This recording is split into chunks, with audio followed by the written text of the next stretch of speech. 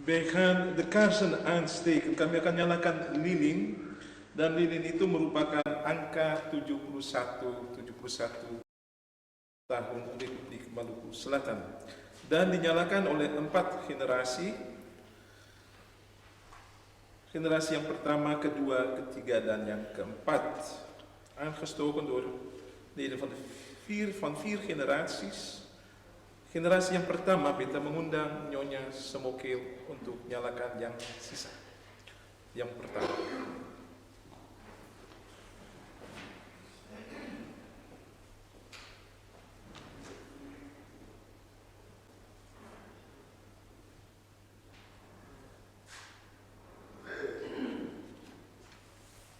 Yang kedua, Saudara Herman Selik.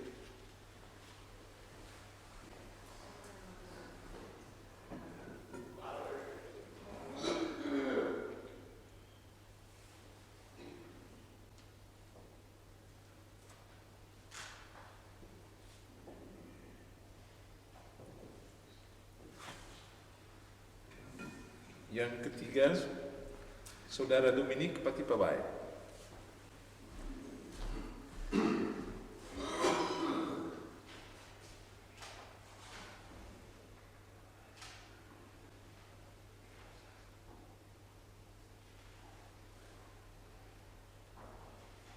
Yang terakhir, Saudara Jenaro Nunumit.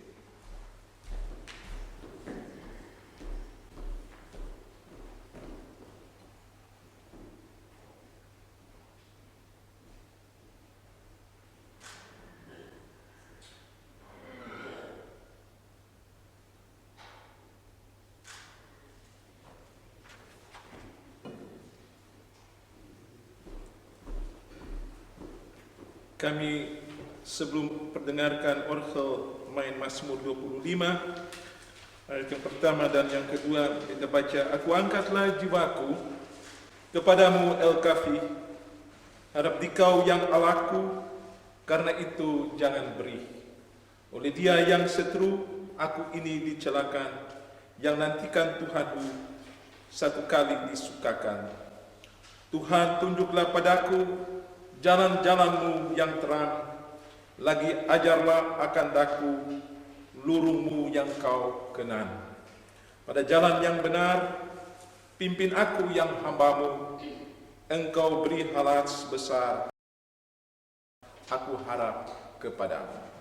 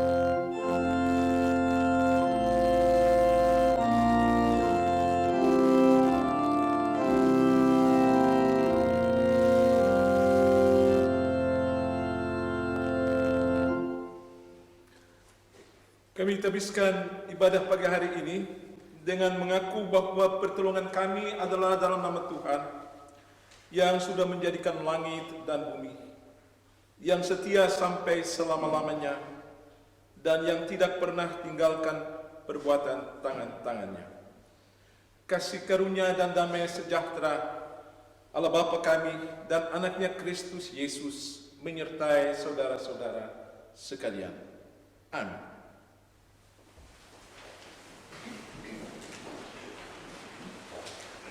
Kami disilahkan dengar nyanyian dari buku Nyanyian Gereja 163 ayat yang pertama dan yang ketiga, Jangan kamu takut, aku adalah.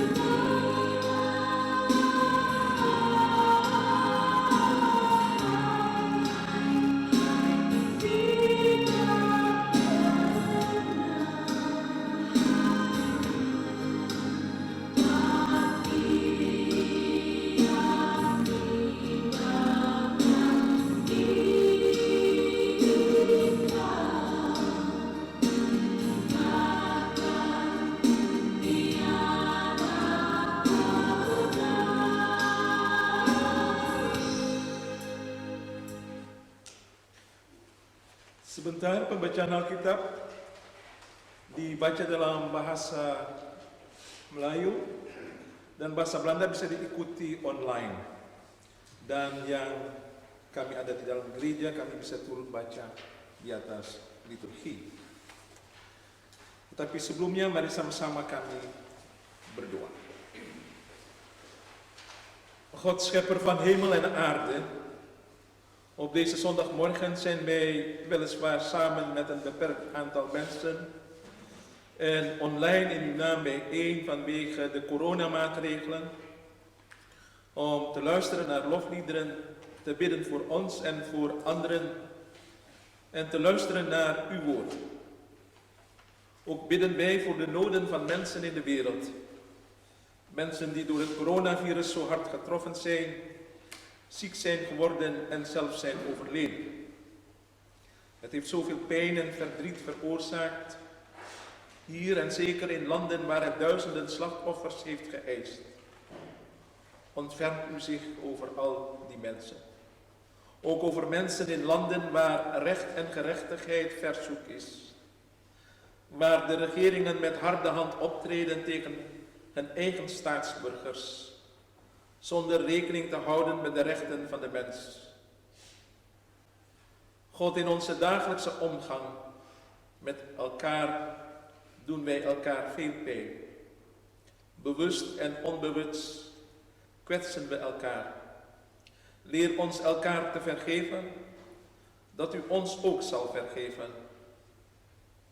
Op deze bijzondere zondag voor ons, als wij de 71ste verjaardag van de Republiek Maluku-Selatan willen herdenken en vieren, willen wij ons laten leiden door uw woord.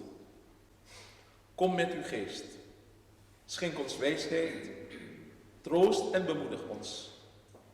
Toon ons de weg die leidt tot een welzijn voor veel mensen. Een weg die u behaagt.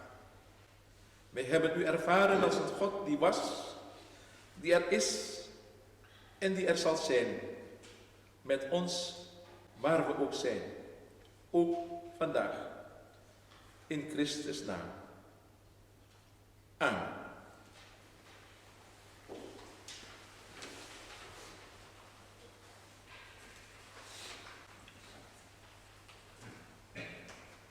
Sidang jemaat dalam kasih Tuhan Yesus Kristus serta saudari yang turut ibadah ini melalui live stream pembacaan Alkitab pada hari ini terdapat dalam kitab Daniel pasal 3 ayat 8 sampai ayat yang ke-26.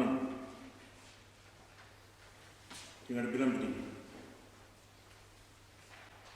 Pada waktu itu juga tampillah beberapa orang kasing menuduh orang Yahudi. Berkatalah mereka kepada Raja Nebukadnezar, "Ya Raja, kekallah hidup Tuanku.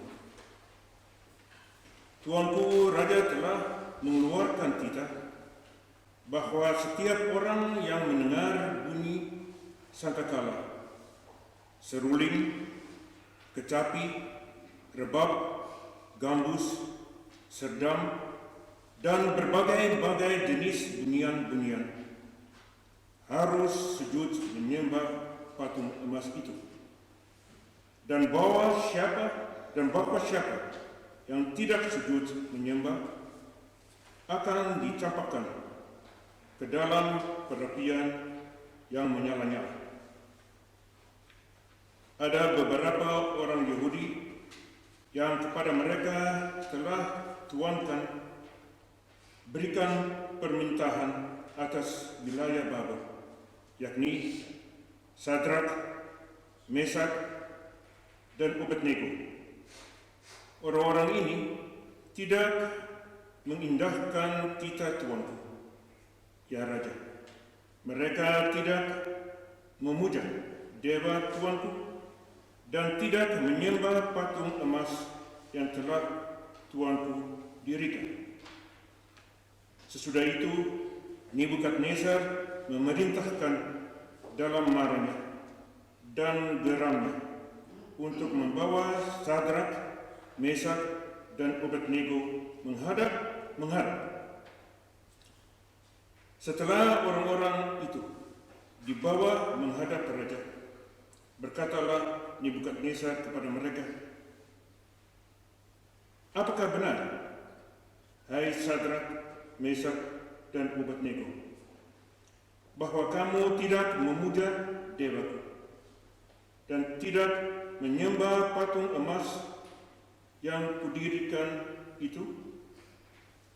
Sekarang, jika kamu bersedia demi kamu mendengar bunyi sangkakala, seruling, kecapi, rebab, gambus, sedam, dan berbagai-bagai jenis bunyian-bunyian, sujudlah menyembah patung yang kubuat itu.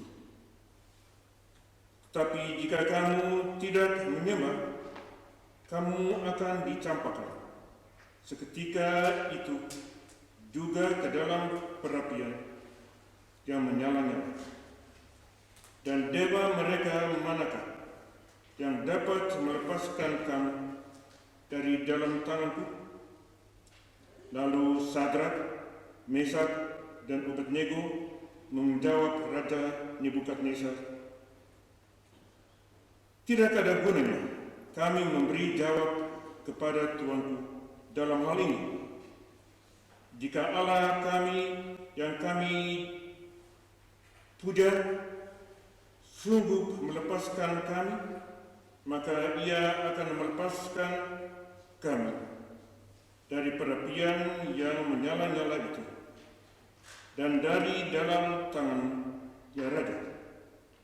Tetapi seandainya tidak hendaklah Tuanku mengetahui, ya Raja, bahwa kami tidak akan memuja dewa Tuanku dan tidak akan menyembah patung emas yang Tuanku dirikan itu, maka meluaplah kegemaran Nebukadnezar. Air mukanya berubah terhadap Sadrak, Mesak, dan Abednego. Lalu diperintahkan supaya perapian itu dibuat 7 kali lebih panas dari yang biasa. Kepada beberapa orang yang sangat kuat dari tentaranya, dititahkannya untuk mengikat Sadrak, Mesak, dan Abednego dan mencampakkan mereka ke dalam perapian yang menyala-nyala itu. Lalu diikatlah ketiga orang itu dengan jubah, celana, topi, dan pakaian mereka yang lain, dan dicampakkan ke dalam perapian yang menyala-nyala. Karena titah raja itu keras, dipanaskanlah perapian itu dengan luar biasa, sehingga nyala api itu membakar mati orang-orang yang mengangkat Sadrak, Mesak, dan Abednego itu ke atas. Tetapi ketiga orang itu, yakni Sadrak, Mesak, dan Abednego, jatuh ke dalam perapian yang menyala-nyala itu dengan terikat. Kemudian terkejutlah Raja Nebukadnezar, lalu bangun dengan segera. Berkatalah ia kepada para menterinya, "Bukankah tiga orang yang telah kita campakkan dengan terikat ke dalam api itu?" Jawab mereka kepada raja, "Benar, ya raja. Tetapi ada 4 orang kulihat berjalan-jalan dengan bebas di tengah-tengah api itu. Mereka tidak terluka, dan yang keempat itu rupanya seperti anak dewa." Lalu Nebukadnezar mendekati pintu perapian yang bernyala-nyala itu. Berkatalah ia, "Sadrak, Mesak, dan Abednego, hamba-hamba Allah yang maha tinggi, keluarlah dan datanglah kemari." Lalu keluarlah Sadrak, Mesak, dan Abednego dari api itu. Sampai di sini pembacaan Alkitab.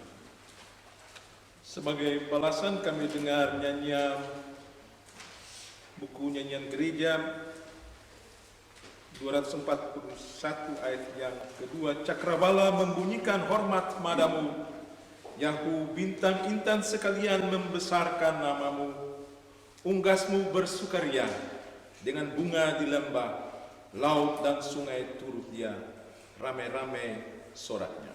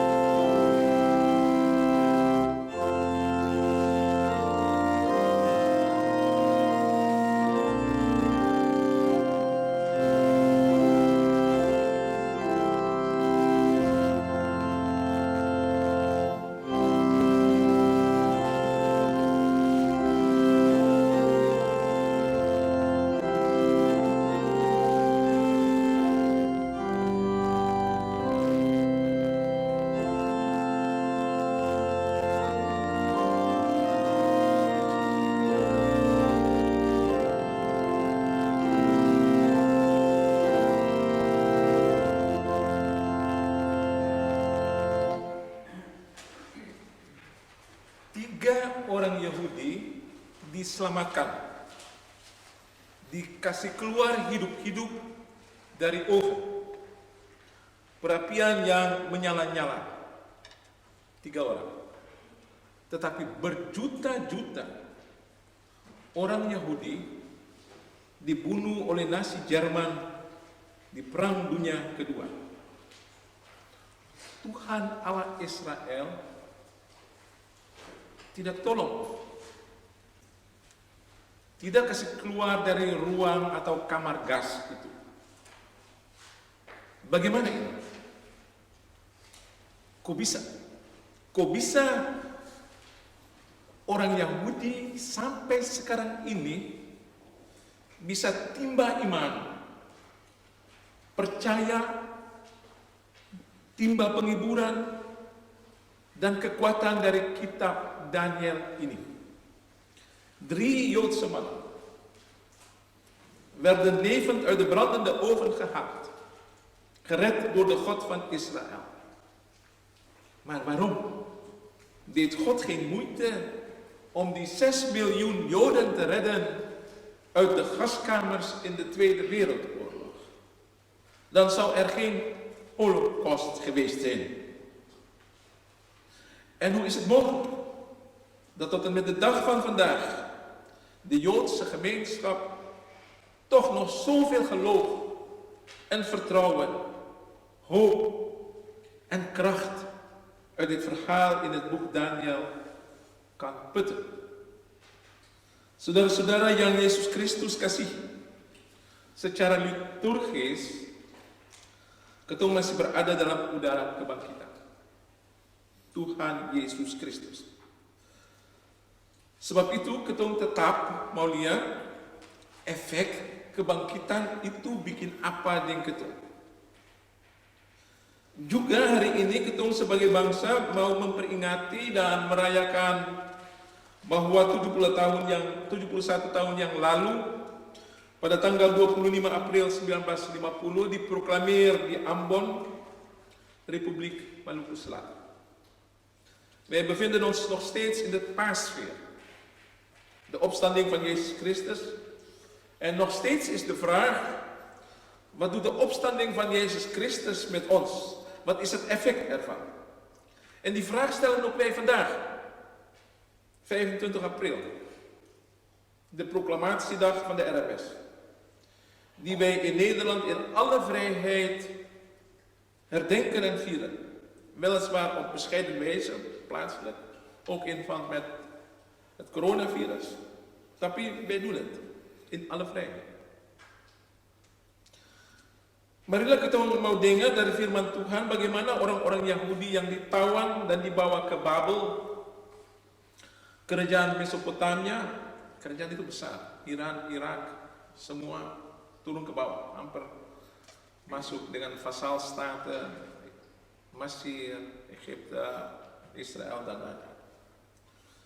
Bagaimana orang-orang itu bisa bertahan di tengah-tengah penindasan? Dan untuk itu kita bertolak dari ayat-ayat 17 dan 18 dari Daniel pasal 3 ini, yang berbunyi seperti berikut: jika Allah kami yang kami puja sanggup melepaskan kami, maka Ia akan melepaskan kami dari perapian yang menyala-nyala itu dan dari dalam tangan ya Raja.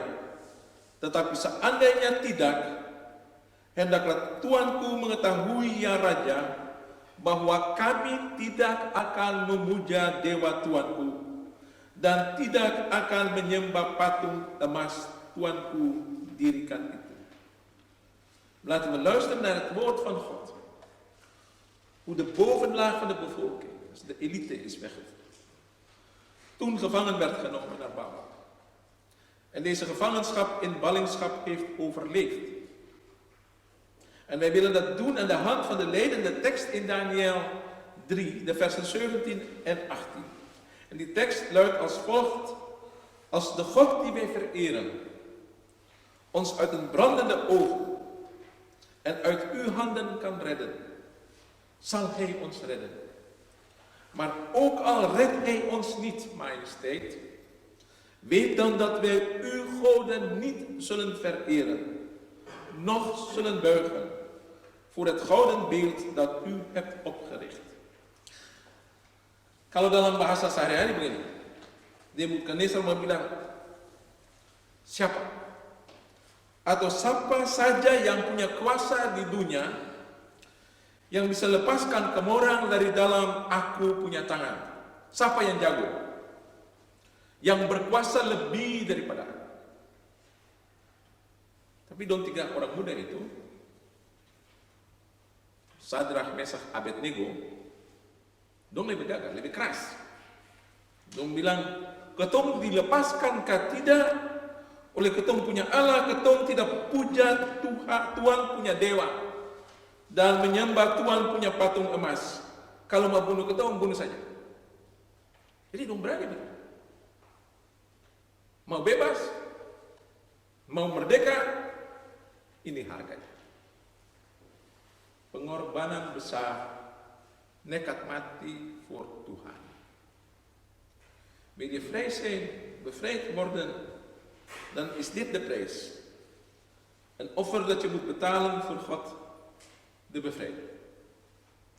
Dan Daniel pasal 3 mulai cerita bahwa Raja Nebukadnezar kasih berdiri satu patung besar dari emas yang semua penduduknya, kerajaannya harus menyembah, tunduk untuk patung itu.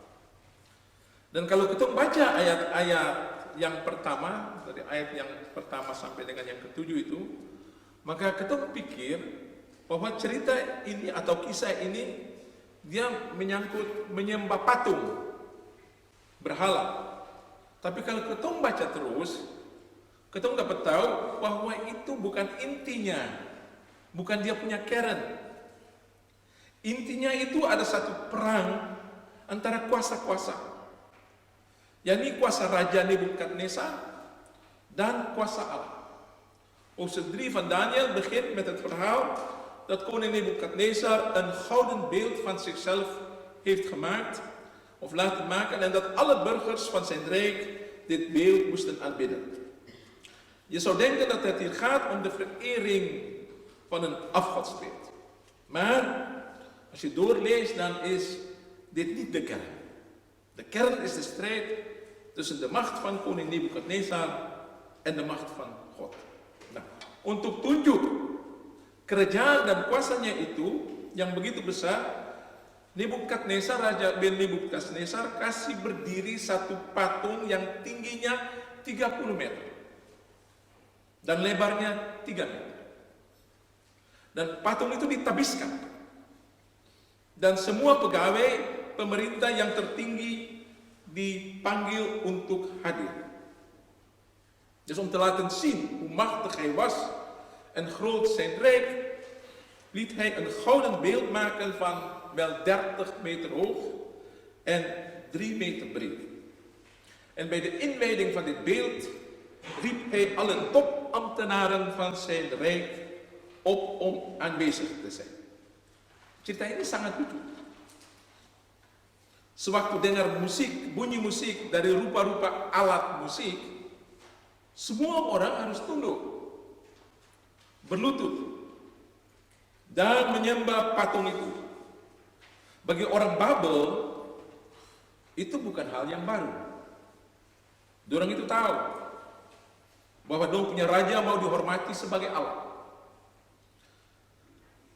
Dan siapa yang tidak mau dengar, dia dapat hukuman mati, dibuang dalam oven perapian yang menyala-nyala. Yang Nebukadnezar itu mau lihat itu, siapa yang paling besar dan paling berkuasa, dia atau Allah Israel, atau siapa dan apa saja.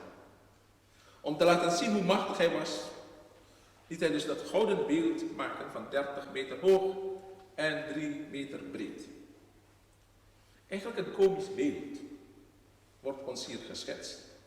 Bij het horen van de muziek, van allerlei muziekinstrumenten, moesten de mensen buigen en het beeld aanbidden. Voor de Babyloniërs was dit een bekend verschijnsel. Want ze wisten dat een koning als God behandeld wilde worden. Wie dat niet deed, kreeg ter plaatse de doodstraf. Je werd levend, met kleren en al, in een heet opgestookte brandende oven gegooid. Wat deze dictator wilde laten zien is, je moest voor hem buigen. Want ik ben de machtigste en de grootste. En niet de God van Israël of wie dan ook. Yang Nebukadnezar mau kasih tunjuk, mau kasih lihat itu, siapa yang paling besar dan paling berkuasa. Dia atau Allah Israel atau siapa dan apa saja. Ini celakanya. Ini celakanya. Manusia kalau dia mau samakan dia punya diri seperti Tuhan Allah, rusak, celaka. Manusia kira dia bisa tahu dan bisa bikin semua. Begitulah ular bikin bodoh Hawa dan Adam di Firdaus kalau makan dari buah yang dilarang Tuhan. Dus dat is nu de val voor de mens als hij gelijk wil zijn aan God. Of zelfs denkt dat hij God is. En zo bedroog de slang in het paradijs Adam en Eva als ze van de verboden vrucht zouden eten. Dat ze net zo alwetend en machtig zouden zijn als God. De 3 mannen waren niet bang en lieten zich niet intimideren. Yang tidak mau tunduk itu 3 orang Yahudi, Sadrach, Mesach, dan Abednego. Dong zijn kasih diri diintimidasi, tidak lekas dibikin takut. En deze 3 mannen hadden als buitenlanders hoge toppositie. Ze waren bestuurders in het gebied van Babel. Zij hadden hun positie te danken aan een vriend Daniel, die zonder gehoord te hebben wat de droom van de koning was, zijn droom te vertellen, wat hij dus heeft gedroomd en de betekenis ervan uit te leggen. Daniel bleef als adviseur van de koning in het paleis en de 3 vrienden werden elders bestuurders in Babel. Deze 4 mensen kregen het grootste vertrouwen van de koning. Jadi, ze helpen mee aan de opbouw van het land waar zij zich bevonden. Dan 3 ini bersama dengan Daniel dapat kepercayaan penuh untuk turut perintah di wilayah Babel. En de 3 Joodse mannen, Sadrach, Mesach en Abednego, weigerden te buigen om het beeld te aanbidden. Nee, lees, ze willen Nebukadnezar niet aanbidden. Dapat posisi yang begitu tinggi di tanah orang. Karena dong punya teman Daniel sanggup kasih tahu dan menjelaskan mimpi Raja Nebukadnezar.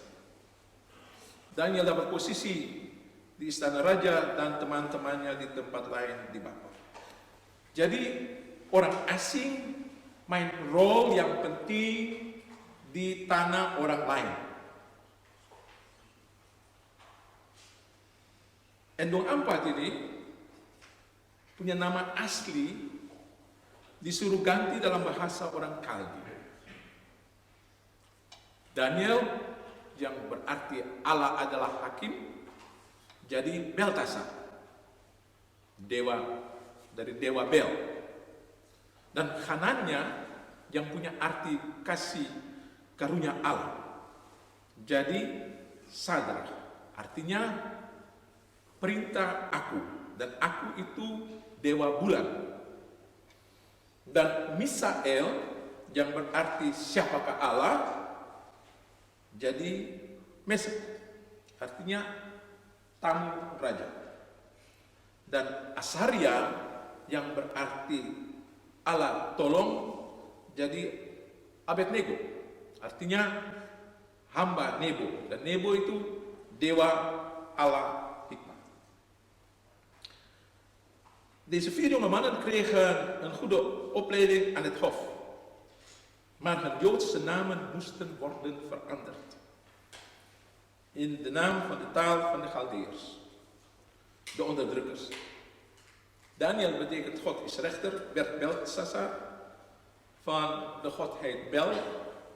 En Hanania, God is genadig, werd Sadrach, betekent beveler, de godheid van de maan. En Misael, wie is God, werd Mesach. En de naam betekent gast van de koning.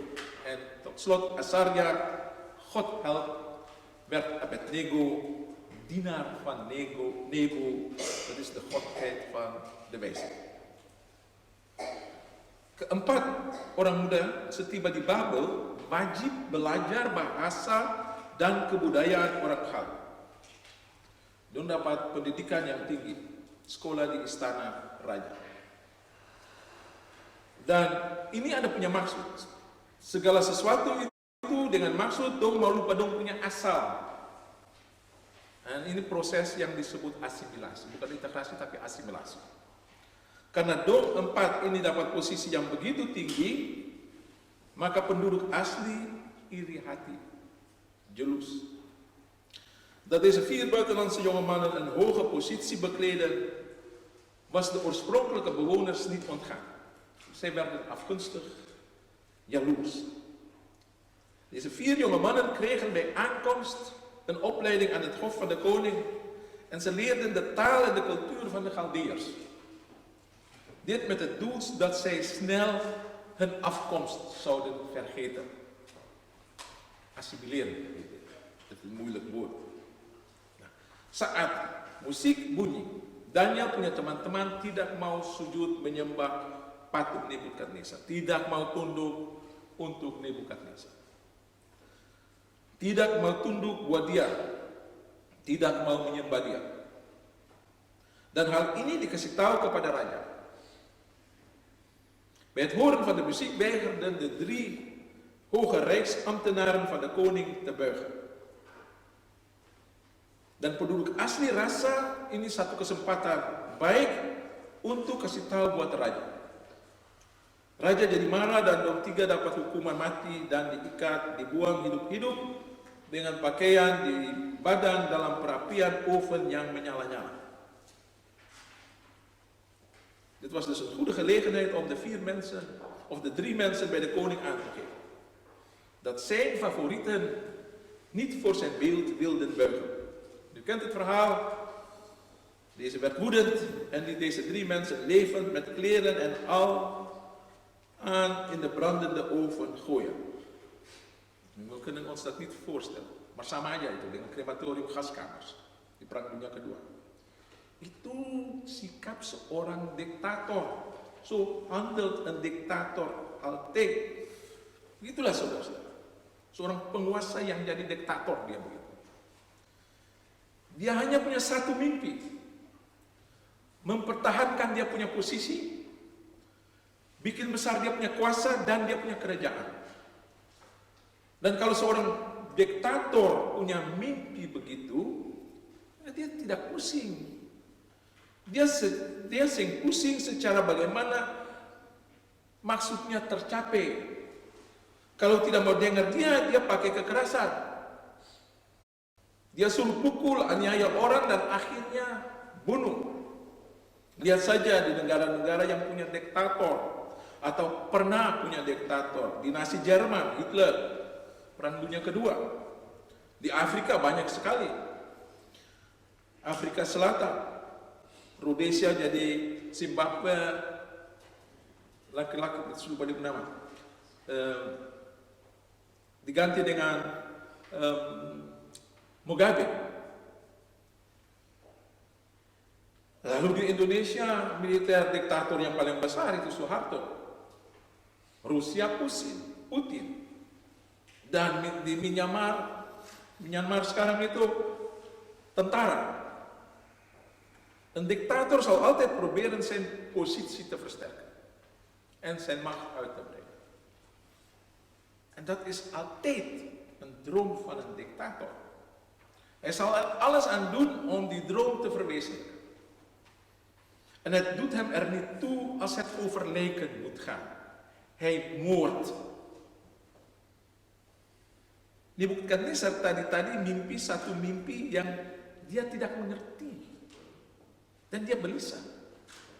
Tidak bisa tidur.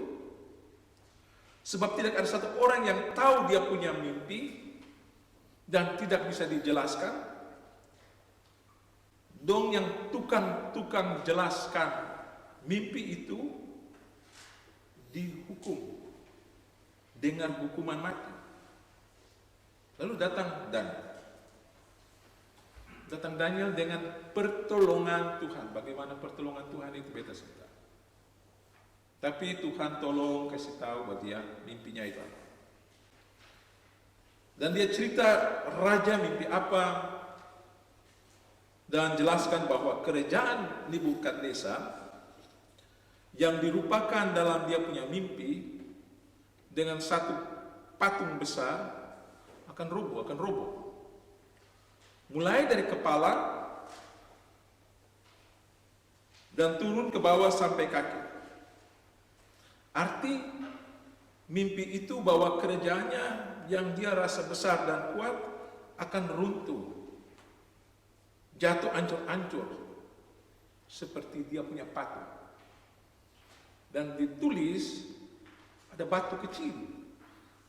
Sing ditulis batu kecil itu datang dari mana? Batu kecil bisa merubahkan satu kerajaan yang besar, itu yang mau dibilang. Kalau orang Israel mau masuk di tanah Kanaan, lalu dong lihat, dong Musa suruh pengintai lihat dulu, dong balik kembali, dong bilang itu Kanaan itu yang bisa diserbu, dong orang-orang besar, aduh dong menangis. Dong menangis, dong pikir ayo ketong mau lawan orang-orang besar, begitu terus yang bisa. Batu kecil saja bisa bikin rubuh kerajaan yang besar. Itu mungkin yang diartikan, dibedula dengan pertolongan Tuhan. Ketauhsitaan. In de voorgaande hoofdstukken is verteld dat Nebukadnezar een droom had. Maar dat niemand hem kon zeggen wat hij gedroomd had en de betekenis ervan vertellen. Zijn vaste droomuitleggers die dat niet konden, werden met de dood bedreigd. En Daniel was dat met Gods hulp in staat dat te doen. En Nebukadnezar droomde van een gouden beeld dat instortte, uit elkaar viel, vernield door een kleine steen. Waar die steen vandaan komt is onbekend. En Daniel vertelde dat dit zou betekenen dat er een eind zou komen aan het grote rijk van de koning en tegelijkertijd een einde aan zijn macht zou maken. Het rijk zou uiteenvallen. Nah, dalam politik dunia, saudara-saudara, kita lihat bagaimana negara-negara yang rasa besar dan kuat injak hak-hak asasi manusia, aniaya orang. Tapi satu waktu rubuh, hancur. Lihat saja, Uni Soviet, pecah. Yugoslavia, pecah. Jerman Timur, jadi satu. Tembok di Berlin, rakyat bikin rusak.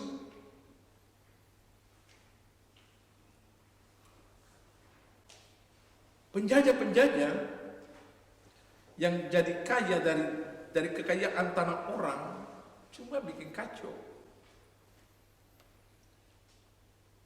Tapi satu waktu yang mesti lepaskan dia punya kuasa itu. Begitu juga di Indonesia dengan Hindia Belanda. Indonesia yang aneksasi Timur atas desakan tekanan negara-negara asing, PBB, Portugal dan lain-lain, mesti kasih lepas Timur. Apa yang sering kita lihat di dunia?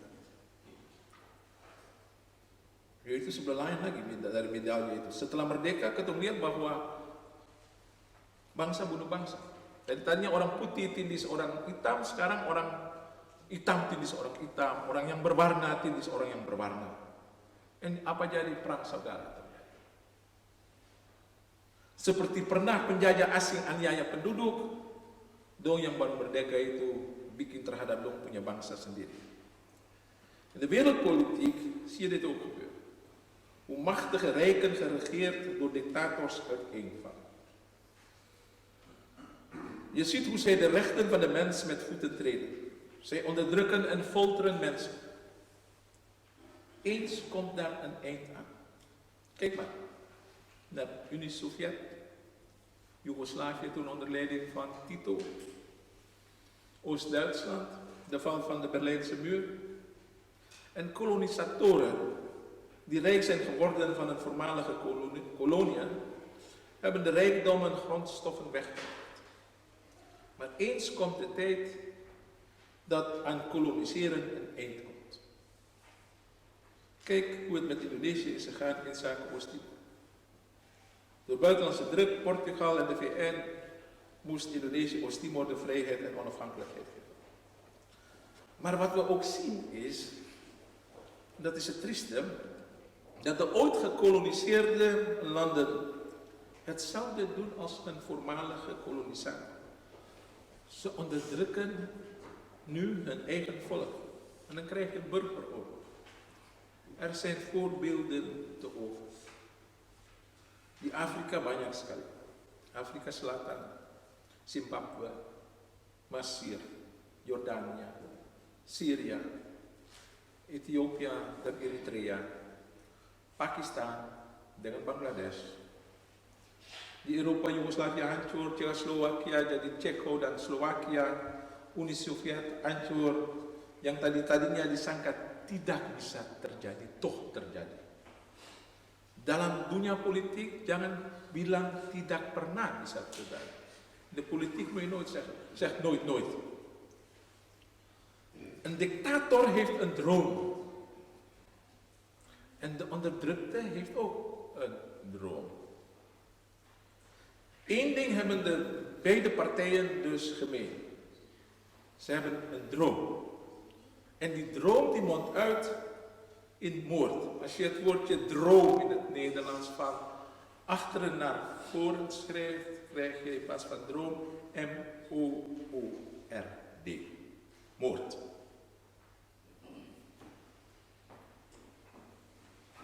Dus de dictator is bereid om te moorden. En de mensen die de droom van vrijheid hebben, wordt vermoord. Kijk maar naar de geschiedenis van Nederland. Willem van Oranje, die vermoord is vanwege zijn droom van vrijheid. Martin Luther King. En zie wat er op dit moment in Myanmar en Rusland gebeurt. Duizenden mensen gaan de straat op en verzetten zich tegen de onderdrukkende machthebbers. En niet te vergeten, onze tweede president van de RMS, Christian Somoukio, die geëxecuteerd werd, omdat hij de droom had van vrijheid. En kijk hoe er geïntimideerd wordt op de Molukken als de mensen de 4 kleur willen hijsen. Vandaag Aburu, Serang, Ambon. Mensen worden gevangen genomen en krijgen jarenlange gevangenisstraf. Een klein kind dat steeds wordt mishandeld en steeds wordt geslagen, zal als hij groot wordt ooit terugslaan. Letterlijk en figuurlijk. Jadi orang diktator dia cari rupa-rupa jalan untuk mencapai dia punya mimpi. Kalau dia mesti bunuh orang, dia bunuh rakyat, dia bunuh orang. Anak kecil tidak selalu bisa dipukul, dianiaya. Dia jadi besar dan dia ingat siapa yang aniaya, siapa yang pukul-pukul dia. Dan dia besar dan kuat, dia pukul kembali. Kalau dia tidak kuat, dia tidak bisa, dia kumpul teman-teman yang senasib. Lalu sama-sama dong. Tetapi bangsa manusia yang mau hidup bebas dan merdeka, dia juga punya mimpi kan. Mimpi mau mencapai kebebasan dan merdeka. Dan dong ini bersedia untuk korbankan diri. Nyawanya.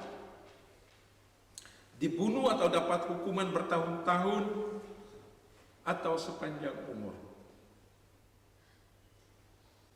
Nelson Mandela. Tadi beta bilang Martin Luther King. Mimpi untuk hak-hak orang warna kulit hitam di Amerika dan Afrika Selatan harus sama seperti orang warna kulit putih. Tadi beta sebut Willem van Oranje, Raja Kerajaan Belanda mimpi mau dilepaskan dari penjajah Espanyol. Ditembak mati, dibunuh. Ribuan orang Rusia dan Myanmar berdemo di jalan saat ini untuk melepaskan di Rusia Navalny, pemimpin oposisi di Rusia dan di Myanmar, Aung San Suu Kyi. Tentara bikin kudeta, ambil kuasa dan tangkap orang dan tembak mati orang kecil besar, termasuk anak kecil. Dan tadi beta bilang, jangan Christian Somoku, Presiden Republik Maluku Selatan yang kedua, dieksekusi. Dan berita yang tadi pagi terdengar itu di Aburu, satu negeri, dibikin takut. Ambon penuh dengan polisi dan tentara saat ini. Dan di Serang, bodoh kan? Lebih baik kasih tinggal orang kasih naik bendera, orang saya tahu apa-apa. Tapi kalau sekarang taruh polisi dan tentara, oh ya orang dunia lebih tahu. Kitab Daniel, sejarah yang dialami oleh orang Yahudi di Babel, sering sampai sekarang ini dipakai sebagai contoh antara lain oleh Martin Luther King dan Mahatma Gandhi.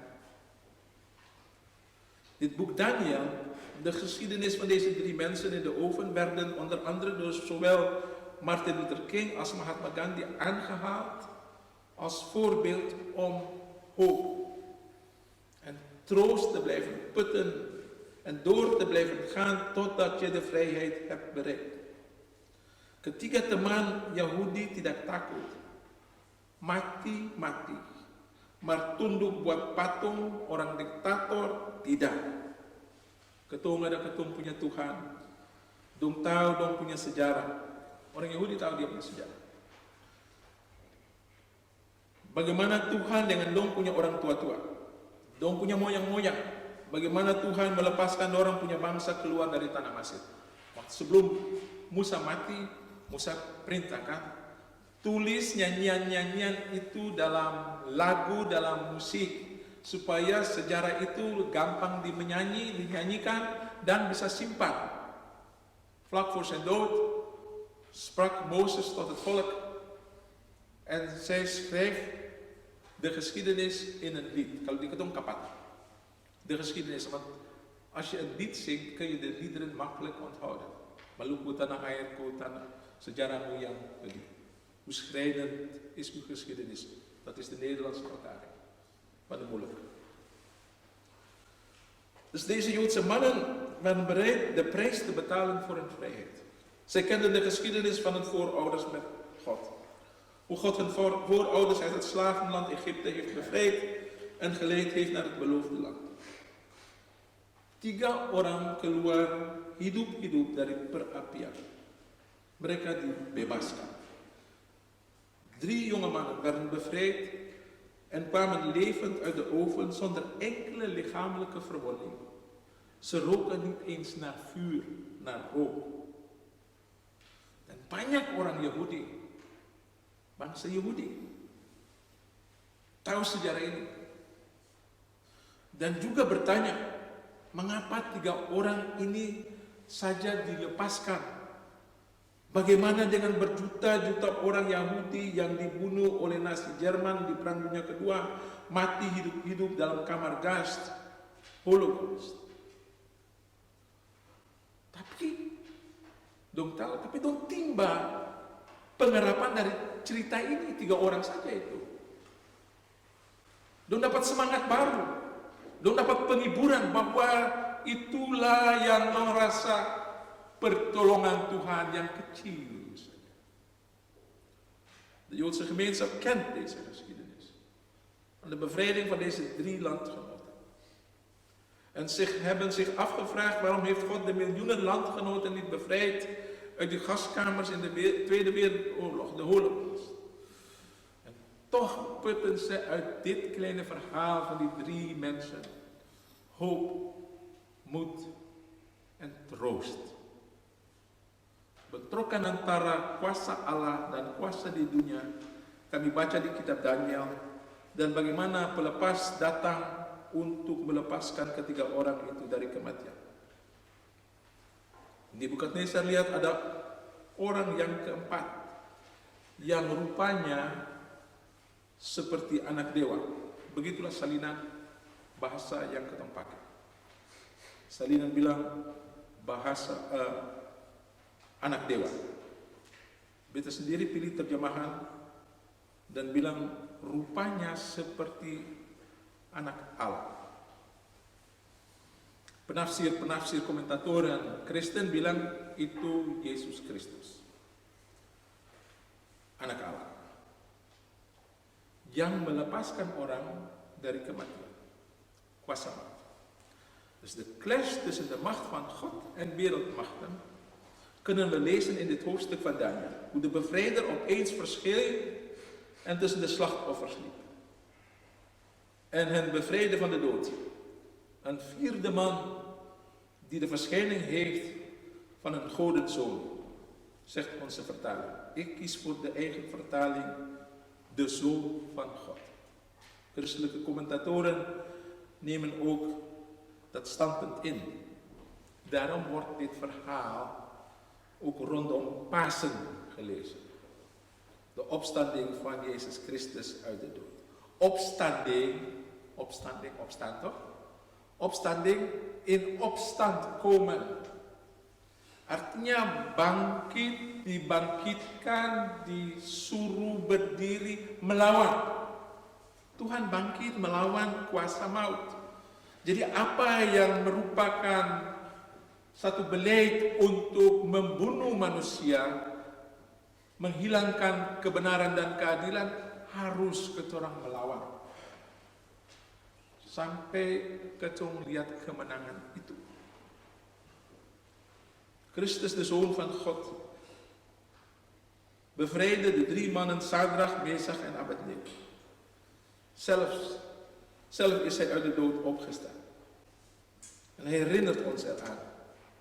Hij roept ons op om op te staan. In opstand te komen. Tegen het onrecht en het kwaad. De dreiging om mensen en volken uit te roeien. Strijd totdat je de overwinning hebt behaald. Het recht zegeviert. Wees niet bang. Ik ben met je zoals de Zoon van God was in de brandende vuuroven om de mensen te bevrijden van de macht van de dood. Dia itu yang ambil bahagia dalam hidup Daniel dan teman-teman. Dia sendiri sudah bangkit dari antara orang mati. Dia sendiri bikin ingat ketorang semua untuk melawan ketidakadilan, melawan kejahatan. Sebab itu cerita Daniel ini mau bawa semangat dan keberanian kepada ketum dan semua orang yang dihadapi dengan ancaman mau dilenyapkan dari muka bumi untuk tetap mau berjuang dengan setia sampai menang. Jangan kamu takut, aku adalah seperti anak Allah dalam perapian yang menyala-nyala untuk melepaskan orang dari ancaman kuasa maut, penindasan, dan ketidakadilan. Amin. Kami dengarkan nyanyian bersyukur Bapa. Luister we naar het lied Ku bersyukur Bapa. Ik dank de Vader.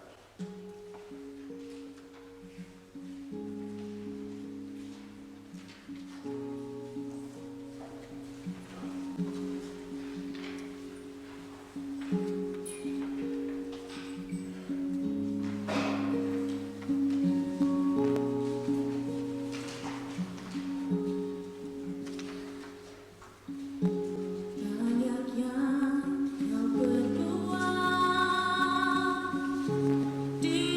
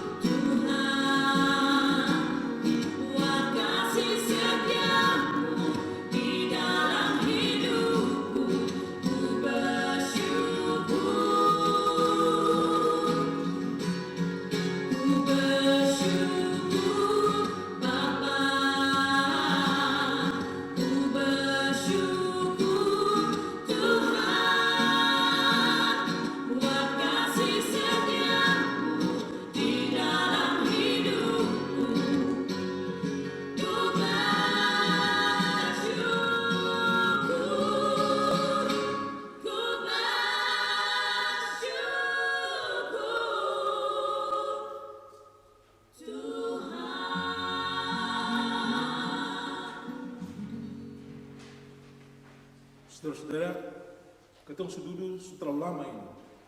Jadi sekarang ada bagian yang ketong mesti berdiri. Berdirinya ada lama sedikit dari normal, sebab keadaan juga keadaan yang khusus. Kita mulai dengan pengakuan iman seorang jiwa RMS di Belanda. Jadi pengakuan ini disesuaikan dengan hari ini. We krijgen nu een gedeelte waar we iets langer kunnen opstaan. U heeft nu al lang gezeten, dus het is goed dat u staat. En kita mulai dengan een geloofsbelijdenis die geformuleerd is op deze bijzondere dag. Het wordt ook genoemd de geloofsbelijdenis van een RMS'er in Nederland.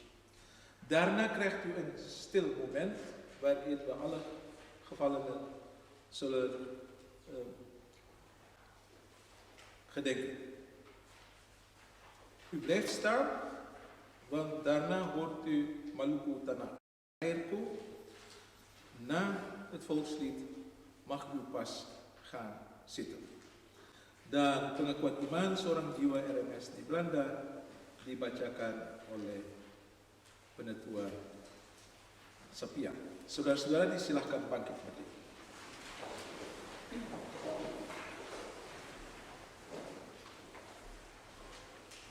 Mari kita mulai. Aku percaya kepada Allah Bapa yang Maha Kuasa, yang sudah menjadikan langit dan bumi, yang sudah mendidikan aku dengan bangsaku, yang memberi nama bagi bangsa dan tanahku, yang menentukan asalku, yang percayakan kepadaku tanggung jawab untuk mengatur dalam kebebasan tanahku dan tanah yang ia bawa aku. Aku percaya pada Yesus Kristus, Anaknya yang tunggal, yang Tuhan kami, yang sudah sengsara, disalib, mati dan dikuburkan, yang pada hari yang ketiga sudah bangkit dari antara orang mati, yang membangkitkan aku untuk melawan kuasa jahat, untuk melawan penindasan, untuk melepaskan orang dari sengsara, yang kehendaki lain sayang lain. Aku percaya kepada Yesus Kristus, Sang Pembebas, yang juga adalah Juru Selamatku, dan dari bangsaku, di tanah asalku, dan di tanah yang aku diami. Aku percaya kepada Roh Kudus, yang memberi nafas bagiku untuk hidup, yang menggerakkan dan membaharui hatiku supaya aku mau hidup bersama dengan setiap anak manusia yang Allah bawa pada jalanku.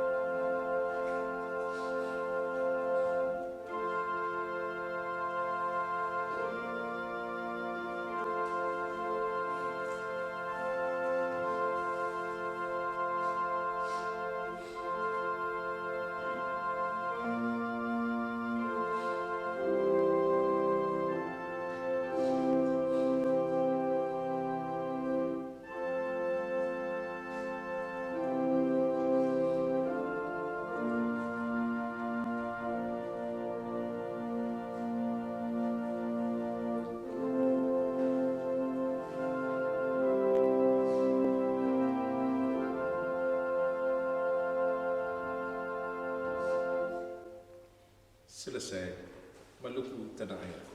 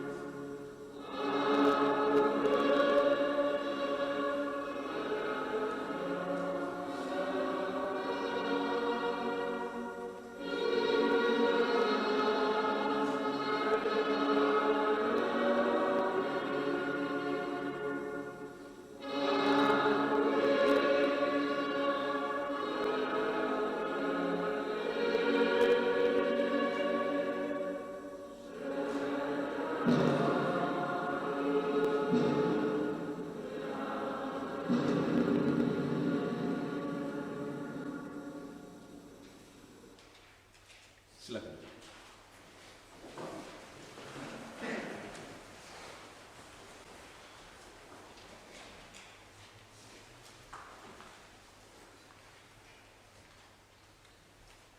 Mari sama-sama kami mengucap syukur dan kami berdoa. Sesudah itu kami dengar sekarang bersyukur. Hati melihat. Mari sama-sama kami berdoa. Tuhan Allah yang Maha Kuasa, kami bersyukur kepadamu sebab hari ini sudah Engkau menghimpunkan kami dalam keadaan yang terbatas berhubung dengan pandemi yang masih merajalela dan bikin sakit banyak orang dan ada yang meninggal. Atas berkat-Mu yang Engkau tumpahkan ke atas kami, sudah kami boleh kembalikan sedikit kepadamu di dalam ibadah hari ini, agar pekerjaan gereja dapat dilaksanakan dan nama-Mu dimuliakan. Terimalah apa yang kami persembahkan, ya Tuhan, juga dari mereka itu yang merasa berkat-Mu begitu besar, mereka memberi lebih daripadanya. Berkatilah semua ini, ya Tuhan. Kami bersyukur kepadamu sebab sebagai pencipta langit dan bumi, Engkau Allah satu-satunya yang berdaulat, yang tidak tergantung dari siapa atau barang sesuatu apapun. Dalam kebebasan Engkau menjadikan langit dan bumi. Dalam kebebasan Engkau berikan kepada semua manusia, yang dijadikan dalam kebebasan untuk dengan kebebasan memilih, percaya atau tidak. Engkau memberi kebebasan untuk menentukan nasib diri sendiri. Akan tetapi semua punya peraturan permainan yang ditentukan oleh Engkau. Kami bersyukur kepadamu, sungguh Engkau juga jadikan kami menurut teladan. Kami bersyukur kepadamu atas berkat-berkat yang sudah Engkau karuniakan kepada kami di tanah ini. Kiranya kami pakai itu dengan segala baik, agar kami jadi alat dalam tangan untuk membawa kesejahteraan bagi orang lain. Dan kami mau jadi berkat untuk orang lain. Kami berdoa untuk semua orang yang sakit dan tidak kuat, menyertai mereka. Kami berdoa untuk kekasih seorang jemaat, ya Tuhan, yang akan ditolong esok di rumah sakit. Kuatkan dan menyembuhkan dia dan semua yang sakit. Kami berdoa agar kami boleh terima vaksinasi untuk menentang COVID-19 dan boleh kembali pada hidup yang normal. Karena juga keadaan ini mengakibatkan ekonomi buruk dan orang tidak punya kerja. Tolong segala usaha pemerintah di dunia agar dengan bijak mereka dapat atur segala rencana untuk memulihkan keadaan supaya kami semua boleh bersukacita.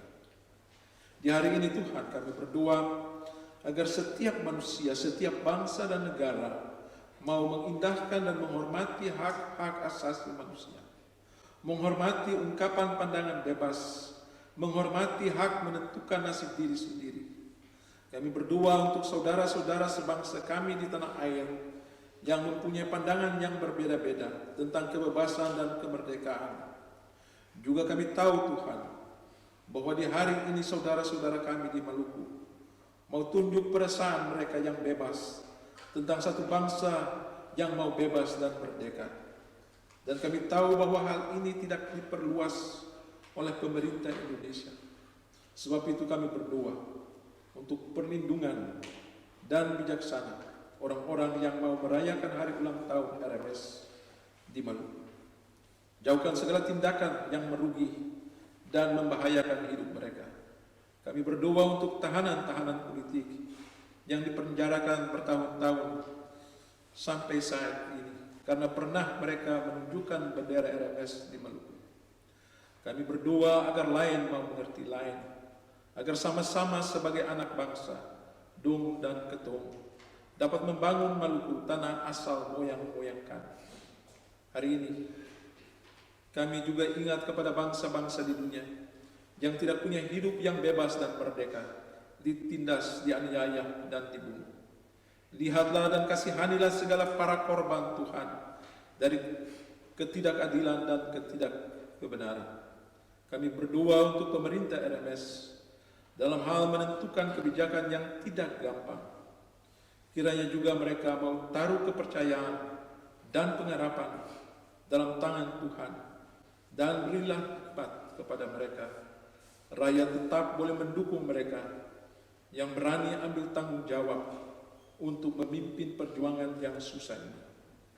Beserta dengan kami di hari ini, dan kalau kami memperingati hari proklamasi RMS yang ke-71 di tempat kediaman masing-masing, lihat hati kami dengan permintaan-permintaan yang ada, tetapi yang tidak dapat ditutur semua Tuhan. Berikanlah menurut kasih sayang dan masuk minggu baru ini dengan kami, dan atur langkah kami dalam nama anak-Mu Yesus Kristus yang mengajarkan kami berdoa. Bapa kami yang di surga, dipermuliakanlah kiranya nama-Mu, datanglah kerajaan-Mu, jadilah kehendak-Mu seperti di surga, demikian juga di atas bumi.